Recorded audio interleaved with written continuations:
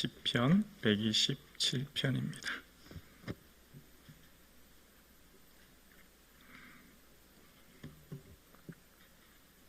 우리 다 같이 한 목소리로 시편 127편 1절에서 5절 말씀을 함께 합독하시겠습니다. 함께요. 여호와께서 집을 세우지 아니하시면 세우는 자의 수고가 헛되며 여호와께서 성을 지키지 아니하시면 파수꾼의 깨어있음이 헛되도다. 너희가 일찍 일어나고 늦게 누우며 수고의 떡을 먹음이 헛되도다. 그러므로 여호와께서 그의 사랑하는 자에게는 잠을 주시는도다.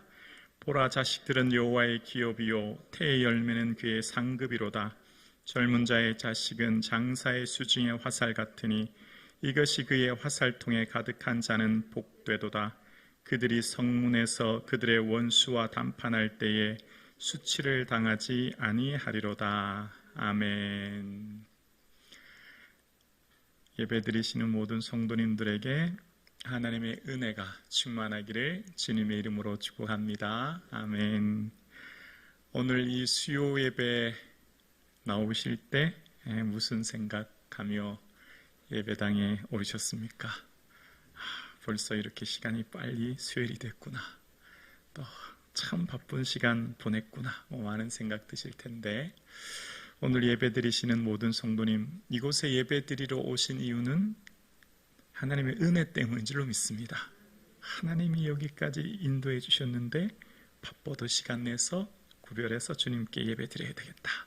그 생각하고 오지 않으셨습니까?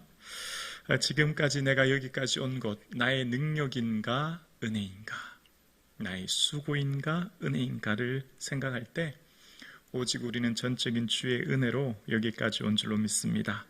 은혜를 구하는 사람의 특징은 성공한 후에도 겸손하지요.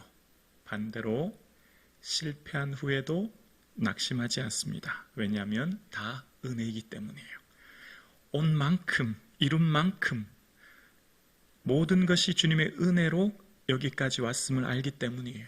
그래서 고난이 있어도 그 고난 중에서도 주를 바라봅니다. 특별히 지치고 힘들 때도 주님을 바라봅니다. 주님의 은혜를 바라보게 되죠.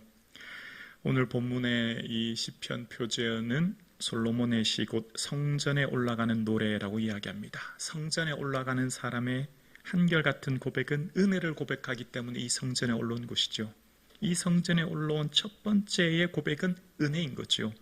그 은혜를 아는 사람의 특징이 바로 하나님을 고백합니다. 오늘 본문 1절을 보면 주어가 하나님입니다. 여호와께서 집을 세우지 아니하시면 세우는 자의 수고가 헛되며 여호와께서 성을 지키지 아니하시면 파수꾼의 깨어있음이 헛되도다. 아멘. 집을 세운다라고 하는 것은 한 가정을 세우는 것이고 또 개인을 세우는 것인데요. 룻기에 보면 많은 사람들, 특히 이제 백성 장로들과 백성들이 보아스와 룻의 결혼을 보면서 이제 축복하면서 그런 말을 합니다. 이스라엘의 집을 세운 라헬과 레아 두 사람과 같게 하시기를 이라고 하면서 축복해요. 그러니까 어떤 사람이 결혼해서 가정을 이룬다고 하는 것은 하나님께서 세워주시는 은혜가 있어야만 가능하다는 거예요. 그러니까 우리의 가정이 세워지는 것, 또 내가 세워지는 것은 주님의 은혜가 있어야만 세워질 수 있음을 우리는 고백하는 겁니다. 그래서 오늘 본문의 1절에 여호와께서 집을 세우지 아니하시면 이라고 하는 거에 우리 성경으로는 나와 있지만 임이라고 하는 히브리어가 숨겨져 있는데요. 이것은 만약 무엇 하지 않으면 이라는 단어가 이 본문에 숨겨져 있는 거예요. 조건절인 거죠. 그러니까 하나님을 빼면, 하나님을 제외하고는 불가능한 거예요. 집을 세우는 것, 성을 지키는 것 불가능하다는 것이죠. 하나님 계셔야만 가능하다는 겁니다. 집이라고 하는 가정, 성이라고 하는 더 큰 개념의 민족, 특별히 세울 수는 있으나 지키는 건 또 별도의 문제죠. 신명기 28장 30절에 보면 이런 말씀을 합니다. 집을 건축하나 거기에 거주하지 못할 것이며, 불순종하면 세우는 건 할 수 있다는 거예요. 그런데 그것에 거주하고 그 안에 살아가고 유지하는 건 불가능하다는 얘기죠. 주님의 은혜가 있으면, 주님의 은혜로 붙들어 주시면 내가 생각하는, 우리가 생각하는 보호장치, 그러니까 우리의 생각에 이거는 꼭 있어야 돼, 이렇게는 꼭 해야 돼 라고 하는 것들이 있죠. 어느 정도의 재물, 어느 정도의 건강, 또 어느 정도의 삶의 자리라고 하는 그런 것들이 나름대로 다 있습니다. 그런데 우리가 생각하는 어떤 최저의 어떤 조건, 환경보다 더 중요한 것이 오직 주님의 은혜인 거죠. 그래서 스가랴 2장에 보면 이런 말씀을 하십니다. 예루살렘은 그 가운데 사람과 가축이 많음으로 성각 없는 성읍이 될 것이라 하라 라고 말씀하세요. 스가랴 2장 4절에 보면 하나님께서 예루살렘을 택하셨는데 사람과 가축이 많게 되고, 그런데 성각 없는 성읍이 될 거라는 거예요. 무슨 말입니까? 성벽을 높게 쌓아야 되잖아요. 성벽을 높게 쌓아야 적들의 침입으로부터 성읍 안에 있는 사람들의 재산, 또 생명을 지키지 않습니까? 그러니까 이때 당시 가장 중요한 건 뭡니까? 성곽이잖아요. 성벽. 성벽이 튼튼할수록, 두꺼울수록, 높을수록 더 안전하지 않습니까? 하나님 뭐라고 하시냐면 예루살렘은 성곽 없는 성읍이 될 거라는 거예요. 그럼 성곽은 누가 되신다고요? 그 다음 절에 보면 여호와의 말씀에 내가 불로 둘러싼 성곽이 되며 라고 말씀하세요. 더 이상 너희들의 인생에 벽돌로 쌓은, 높이 쌓은 성벽이 너희들을 지키지 못할 거다. 그게 아니라 내가 친히 너희들의 성곽이 되어, 뭐로요? 불로, 그들의 불로 둘러싼 성곽이 되어 너희를 지킬 거야, 그 말씀하시는 거예요.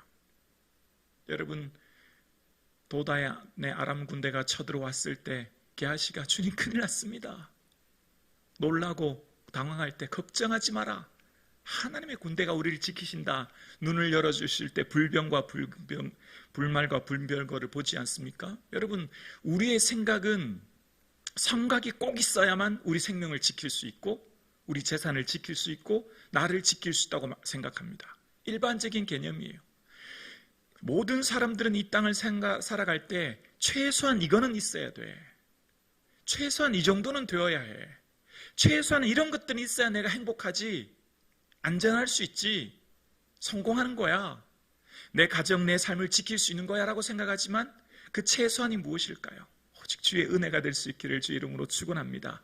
그것 아니면 허겁지겁 세상에 휘둘려 살기 때문에 피곤해요, 힘들어요, 지쳐요. 사람들이 누구나 최소한의 조건을 찾지만 그 최소한은요, 그 조건이 너무나 높아서 사람들마다 그 최소한의 조건, 그 상황 맞추느라 인생을 얼마나 피곤하게 사는지 몰라요. 우리의 성벽은 하나님 되시는 줄로 믿습니다. 하나님이 우리를 지키시는 거예요.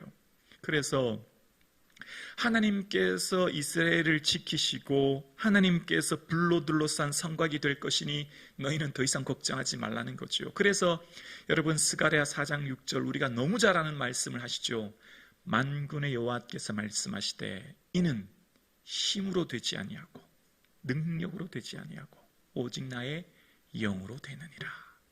너의 힘으로 되는 게 아니다, 너의 능력으로 되는 게 아니다, 내가 다 한다, 내가 널 붙들어 줘야만 된다, 그 말씀하시는 거예요. 인생을 사는 것이 계획대로 된 적이 있겠습니까? 내 마음대로 내 뜻대로 어떻게 됩니까? 하나도 되는 거 없잖아요. 오직 주의 은혜 붙들어 주시지 않으면 사람이 마음으로 아무리 자기 길을 계획해도 되지 않음을 우리는 경험했지 않습니까? 그래서 오직 우리의 모든 삶이 내 능력이 아니고 내 힘이 아니라는 걸 우리는 매 순간마다 고백하며 사는 것, 그게 은혜의 삶이죠. 그래서 오늘 우리는 이 자리에 나온 거예요. 바쁜 삶을 제쳐놓고 피곤한 직장생활 가운데서도, 삶이 힘든 가운데서도 쉬고 싶고도 누리고 싶은 이 시간, 잠깐 삶의 자리를 멈추고 이 예배 자리에 온 것입니다. 왜요? 은혜 없이 살 수 없음을 알기 때문에 이 자리에 나온 것이죠. 그래서 다시 1절에 보면 이렇게 말씀하시죠. 여호와께서 집을 세우지 아니하시면 세우는 자의 수고가 헛되며 라고 합니다. 여기 헛되다라고 하는 샤브는 텅 비었다는 거예요. 텅 비었다. 여러분, 농부가 이른 봄에 열심히 농사를 짓습니다. 농부의 힘을 다해서 농사를 짓지만 가뭄을 이겨나가기가 얼마나 어려운지 몰라요. 하늘에 비를 내리는 건 내 뜻대로 되지 않거든요. 겨우 비가 왔다고 해봅시다. 또 시간이 지나요. 병충해가 또 닥칩니다. 병충해를 막아내는 것 또한 얼마나 어려운지 몰라요. 그래서 겨우 가을이 되어서 추수를 합니다. 근데 추수를 할 때 햇빛과 비를 적당량 맞지 않으면 곡식이 어떻게 될까요? 쭉정이가 돼요. 텅 비어요. 아무리 봄에 이른 봄 나가서 열심히 잡초를 뽑고 농사 짓고 땀을 흘려 애를 써도 일조량과 습도와 햇볕을 맞지 않으면 결국 가을에는 쭉정이밖에 거두지 못합니다. 텅 빈다는 거예요. 아무리 애를 써도. 그러니까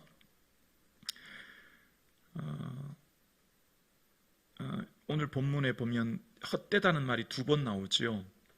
1절에 앞에도 나오고 뒤에도 나와요. 집을 세우는 것, 또 다음에 성을 지키는 것, 파수꾼이 깨어있는 것, 또 헛되다는 것 얘기합니다.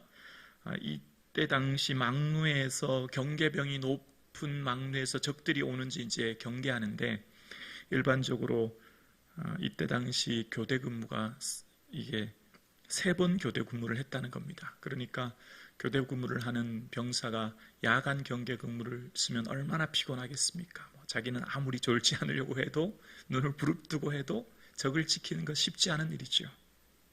경계병이 아무리 애를 쓰고 경계를 한다고 해도 적들의 침입을 지키는 것 참 어려운 거예요. 근데 제일 중요한 게 경계병이 제때 적들이 오는 것을 알려서 나팔을 불어서 깨워야만 대비를 하지 않습니까? 그러나 그 경계병이 아무리 밤에 잠을 자지 않고 지킨다고 해도 하나님 은혜 주시지 않으면 헛되다는 것을 이야기하는 것이죠. 진시황이 만리장성을 쌓지만 자기 왕국을 지키지 못합니다.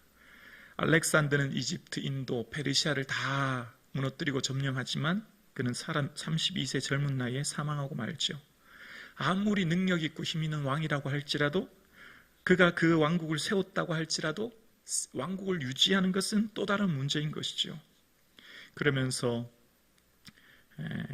2절에 우리의 삶 가운데 애쓰고 수고함에 대해서 이렇게 얘기합니다. 너희가 일찍 일어나고 늦게 누우며 수고의 떡을 먹음이 헛되도다 라고 이야기합니다. 일찍 일어난다라고 하는 것은 농부가 새벽에 일찍 일어나는 것이고, 늦게 눕는다는 것은 저녁 늦게 들어가서 식사하고 쉰다는 것입니다. 그만큼 어떻게 해요? 부지런히 애쓰고 수고하는 것을 이야기하는 거죠. 그러면서 그렇게 애쓰고 일찍 일어나고 늦게 누웠는데, 그리고 무슨 떡을 먹었냐면 수고의 떡을 먹었대요. 여기 수고의 떡의 원어는 슬픔의 떡이라는 겁니다. 정확하게 말하면 떡들이라는 복수를 썼어요. 그만큼 수고가 많다는 의미인 거예요. 아침 일찍 일어나서 밤늦게까지 분주하게 애를 쓰고 열심히 슬픔과 수고의 떡들을 먹으면서 애를 썼지만 하나님 도와주시지 않으면 텅 빈 쭉정이밖에 거둘 수 없음을 이야기하는 거예요. 그러면서 하나님은 어떤 자를 기뻐하실까?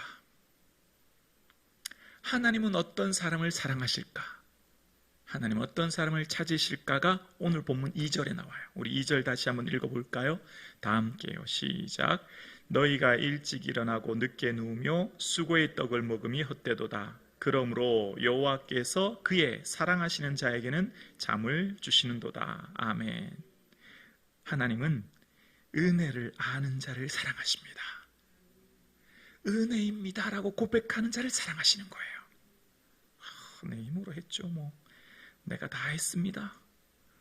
하나님 없어도 충분히 살 수 있습니다가 아니라, 하나님 알고 보니까 저 당연한 게 아무것도 없네요 라고 하는 자를 사랑하신다는 거예요. 하나님 사랑하시는 자는 은혜를 아는 자들이라는 거예요. 여기서 원어에 사랑하는 자들이라는 복수를 쓰고 있고, 자들에게 잠을 주신대요. 잠잘 때에도 라는 의미가 있어요. 잠잘 때에도 은혜 베풀어 주신다는 거예요. 이스라엘의 하나님은 졸지도 주무시지도 아니하시는 하나님이시죠. 그래서 시편 3편에 보면 나의 대적이 어찌 그리 많은지요 일어나 나를 치는 자가 많으니이다 라고 하면서 다음에 보면 내가 누워 자고 깨어 있으니 여호와께서 나를 붙드심이로다. 천만인이 나를 둘에워싸 진칠지라도 나는 두려워 아니하리로다. 군대가 두렵지 않아요. 무섭지 않아요. 자고 깨어 쉬어요. 왜요? 하나님 날 붙드시는 걸 믿기 때문이에요. 편히 잔다는 건 다른 말로 평안하다는 의미예요.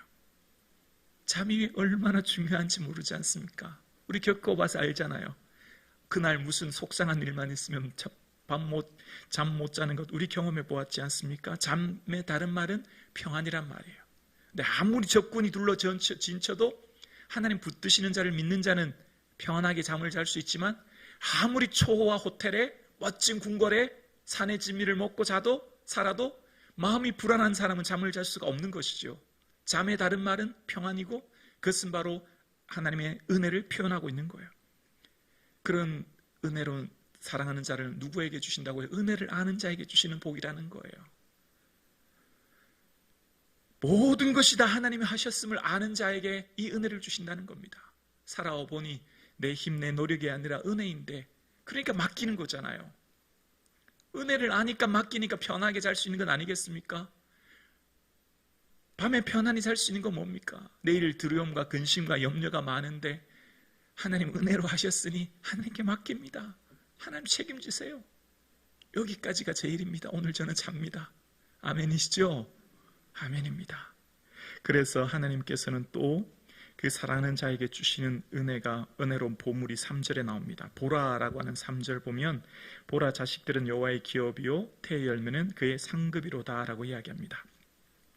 우리나라의 일반적으로 한국 문화 이렇게 한 1세기 전만 해도 집에 누군가 태어나면 남자아이가 태어나면 이렇게 빨간 고추를 새끼줄에 묶어서 집 앞에 달거나 또 딸이 태어나면 숯 맞나요? 숯인가요? 하여튼 숯을 이렇게 걸고 하지 않습니까? 이제 자기 집에 태어났으니까 이제 얘기하는 거죠. 그런데 이스라엘에는 일반적으로 아이가 태어나면 활과 화살을 걸었다고 이야기합니다. 그 문 앞 입구에. 그래서 아이가 태어났음을 보인대요. 이것은 일반적으로 그 가정을 보호하고 지키는 의미가 있지만 또 하나는 그 가정의 계보를 이어가는 중요한 사람이 태어났다라고 하는 것을 알리는 도구였다는 거예요. 오늘 본문의 기업이라고 합니다. 3절에 이 기업은 일반적으로 이스라엘에게는 땅을 의미해요. 왜냐하면 하나님께서 약속의 땅에 지파와 가문별로 땅을 내 노력이 아니라 하나님 은혜로 얻게 하셨는데, 특별히 땅을 이야기함과 동시에 오늘 본문은 하나님이 주시는 기업은 자녀를 의미하는 것이고 그 자녀는 전적인 하나님의 선물인 것을 이야기합니다. 그리고 자녀의 또 다른 의미는 혈통을 이어가는 것을 이야기합니다. 자기의 계보의 대를 계속해서 이어가는 것을 오늘 본문은 이야기하고 있는 거예요. 그러면서 우리의 자녀는 전적으로 하나님 은혜다라고 하는 것을 이야기하는 거예요. 현대과학이 아무리 발전했지만 요즘 자료를 보면 4쌍 중 1쌍은 난임이라고 하지 않습니까? 그만큼 자녀를 갖는 건 쉽지 않은 일이죠. 생명은 하나님의 주권이기 때문에 생명은 오직 하나님께서 선물로 주시는 거지 않습니까? 그러니까 우리에게 주시는 자녀가 여러분 지금 놀라운 은혜와 복을 받은 줄로 믿습니다. 다 자녀가 은혜 가운데 있는 것이죠. 그러면서 4절에 보면 젊은 자의 자식은 장사의 수중에 화살이라고 이야기합니다. 특별히 젊은 자의 자식이라고 이야기합니다. 부모가 젊으니 아이를 충분히 보호할 수 있고 지킬 수 있음을 그렇게 얘기합니다. 그러면서 장사의 수중에 화살이라고 표현하면서 아무리 장사가 명사수 그 나라의 최고의 궁수가 있다고 해도 백발백중을 마친다고 해도 화살이 없으면 전쟁에서 아무 의미가 없는 것처럼 자녀가 그만큼 복을 상징한다라고 하는 것을 이제 이야기하고 있는 거예요. 자, 그러면서 이제 원수와 담판할 때 수치를 당하지 않는다. 이제 5절에 이야기하는 것을 봅니다. 특별히 5절에 보면 이렇게 얘기합니다. 이것이 그의 화살통에 가득한 자는 복되도다. 그들이 성문에서 그들의 원수와 담판할 때에 수치를 당하지 아니하리로다 라고 이야기합니다. 성문에서라고 얘기하죠. 성문은 보통 재판장을 이야기합니다. 성문에 앉아서 지도자와 재판관이 앉아서 중요한 판결을 내릴 때 이 성문에 앉는 경우가 많죠. 루키 4장 1절에도 보면 보아스가 성문에 올라가서 거기 앉았더라라는 표현이 나와요. 이제 중요한 판결을 내릴 때 쓰는 표현이죠. 그러니까 이 성문에서 원수와 담판할 때에 내 원수들 앞에서 자녀들이 있으면 공정한 재판을 하는데 자녀들이 응원하고 지지하는 데 힘이 된다, 이런 소극적인 의미가 있지만 또 하나는 중요한 의미가 있죠. 바로 이 자녀들은 조금 전에 말씀드렸던 계보, 혈통을 말씀드렸죠. 보아스가 결혼한 룻을 통해서, 보아스의 그 계보를 통해서 누가 태어납니까? 다윗이라고 하는 이스라엘의 왕이 태어나고, 그 다윗의 계보를 통해서 마태복음 1장 1절에 보면 아브라함과 다윗의 자손 예수 그리스도의 계보라라고 이야기합니다. 그 다윗의 계보를 통해서 이제 예수 그리스도가 이 땅에 오시고, 그래서 이 땅에 오신 예수 그리스도는 우리의 참소자인 사단 앞에서 예수 그리스도의 보혈로 우리가 수치를 당하지 않도록 그 보혈의 은혜로 우리를 덮어주시고 구속해 주시는 은혜가 우리에게 있는 줄로 믿습니다. 그 은혜 가운데 우리는 오늘도 쓰는 거예요. 사단이 우리를 아무리 참소하고 우리를 아무리 고발해도 예수 보혈로 우리는 십자가 은혜로 자유함을 얻었고 그 진리의 생명 가운데 거하게 된 줄로 믿습니다. 특별히 오늘 본문에 시편 127편에 표제어를 한번 보실까요? 표제어 맨 위에 있는 조그만한 자그마한 글씨 있잖아요. 거기 한번 보면 이렇게 되어 있죠. 솔로몬의 시, 곧 성전에 올라가는 노래라고 되어 있습니다. 그러니까 지금 이것은 솔로몬의 시, 그러니까 솔로몬이 이 두 편의 시를 짓죠. 72편과 오늘 127편 두 편의 시를 짓는데, 솔로몬의 오늘 시를 지었을 때 언제일까요? 대부분의 학자들은 솔로몬이 아마 나이가 많이 들어서 지었을 것이다 라고 이야기합니다. 여러분, 솔로몬은 어떤 사람이었습니까? 처음 솔로몬은 하나님 마음에 쏙 드는 사람이었어요. 뭘 줄까라고 물었더니, 하나님, 백성이 이렇게 많은데요, 듣는 마음 주세요. 그래서 그 구하는 게 하나님 마음에 들었지 않습니까? 원수의 생명이나 부나 장수를 구한 게 아니라 그 듣는 마음을 구한 게 하나님 마음에 들어서 구하지 않은 것까지도, 부도 장수도 주시는 은혜를 경험하게 되었어요. 그리고 솔로몬은 이후에 자기 궁궐을 13년간, 하나님의 성전을 7년간 짓고, 그가 가진 부가 그 나라의 그 주변에 어떤 나라보다 견질 수 없는 부를 누립니다. 마시는 것이 다 금이고 상하상에 앉고 그가 가진 모든 것들, 어느 나라보다 뛰어난 부와 명예와 권력을 얻게 되었어요. 그의 후궁이 700명, 첩이 300명이나 되는 수많은 아내들 첩을 두게 되었습니다. 여기서부터 문제가 생기는 거예요. 열왕기상 11장 이하에 보면 그 뒤부터 그 많은 첩과 아내들로 통해서 시돈, 아스타롯, 암몬 같은 이방의 신들이 들어오게 되었고, 이스라엘은 수많은 우상 숭배가 행하게 되어서 결국 남과 북이라고 하는 나라가 갈라지게 되었고, 형제끼리 나라가 갈라지는 아픔을 겪습니다. 그리고 솔로몬은 그토록 은혜 받았던 그 젊었을 때 그 순결한 마음이 퇴색되어 왕의 마음이 여인에게 돌아섰다라고 하는 열왕기상 11장 3절 말씀처럼 그는 결국 모든 것을 잃어버리는 안타까움을 겪습니다. 왜 그런 일이 있었을까요? 신명기 17장에 나온 병마를 많이 두지 말라, 아내를 많이 두지 말라, 여호와의 율법책을 등사하여 평생 읽으라 라고 하는 그 말씀 따라 지키지 못했기 때문이었고, 그래서 솔로몬은 전도서 1장 1절 말씀처럼 지나온 모든 삶을 누려보니 헛되고 헛된 것을 경험한 거예요.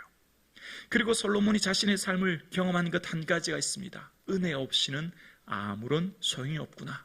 여러분, 은혜는 언제 기억해야 될까요? 성공한 후에 기억하는 거예요. 아무것도 없을 때, 무능할 때, 부족할 땐 다 은혜를 구해요. 연약할 땐 다 은혜를 구합니다. 병들고 실패하고 힘들 땐 다 은혜를 구해요. 다 성전에 엎드려요. 다 열심히 주의 전에 나와요. 그러나 성공하고 출세하고 누렸을 때, 그때가 바로 은혜를 구할 때예요. 그때가 무너지기가 딱 좋은 시기라고요. 아무리 사람이 기업을 탄탄하게 이루어도요, 무너지는 건 한순간이에요. 아무리 사람이 운동하고 건강관리를 잘해도요, 무너지는 건 한순간이거든요. 여러분, 은혜를 아는 사람의 특징이 뭘까요? 기도예요. 기도예요. 은혜를 아는 사람은 기도하게 되어 있어요. 하나님 도와주시지 않으면 나는 살 수 없습니다 라고 고백하기 때문에 은혜를 아는 사람은 주님 앞에 엎드리는 거예요. 기도하는 사람은 어떻게 될까요? 겸손해지는 거예요. 그래서 여러분, 은혜는 언제 고백하는 것이라고요? 성공할 때 은혜를 고백하는 것입니다. 건강할 때 고백하는 겁니다. 평안할 때 고백하는 거예요. 형통할 때 고백하는 거예요. 잘 될 때 고백하는 겁니다. 내 인생의 모든 일이 아무런 문제가 일어나지 않고 내 삶의 모든 일이 잘 되어질 때, 그때 바로 은혜를 기억하는 겁니다. 그럴 때 어떻게 될까요? 기도하게 되고, 기도하는 사람은 겸손하게 되거든요. 목회를 하면 많은 성도님들을 경험하지 않습니까? 성도님들을 사업하는 분들이든지 많은 분들을 보지 않습니까? 저는 이 말씀이 너무 와닿아요. 그런 분들을 간접적으로 뵙기 때문이에요. 부족할 때, 힘들 때는 다 엎드립니다. 열심히 신앙생활 하지요. 그런데 꼭 보면 잘 될 때, 성공할 때, 모든 일이 잘 이루어질 때 실패하고 넘어지는 분들을 보게 됩니다. 왜 그럴까요? 누구나 다 첫마음 첫사랑 솔로몬처럼 다 하나님 앞에 애쓰고 노력하지 않습니까? 그러나 잘 되면요, 내가 했다고 생각되기가 쉽고, 내 능력을 의지하기가 쉽고, 내가 이루었다고 생각하기가 참 쉽거든요. 성공하면요, 사실 하나님 없이도 되거든요. 여러분, 재물이 많아 보십시오. 하나님 없어도 별로 불편한 게 없거든요. 예배 드리지 않고 기도하지 않아도 별로 사는데 문제 없습니다. 오히려 예배와 기도, 신앙생활이 좀 불편해집니다. 오히려 우리 생활에 걸림돌이 되죠. 오히려 좀 힘들어요.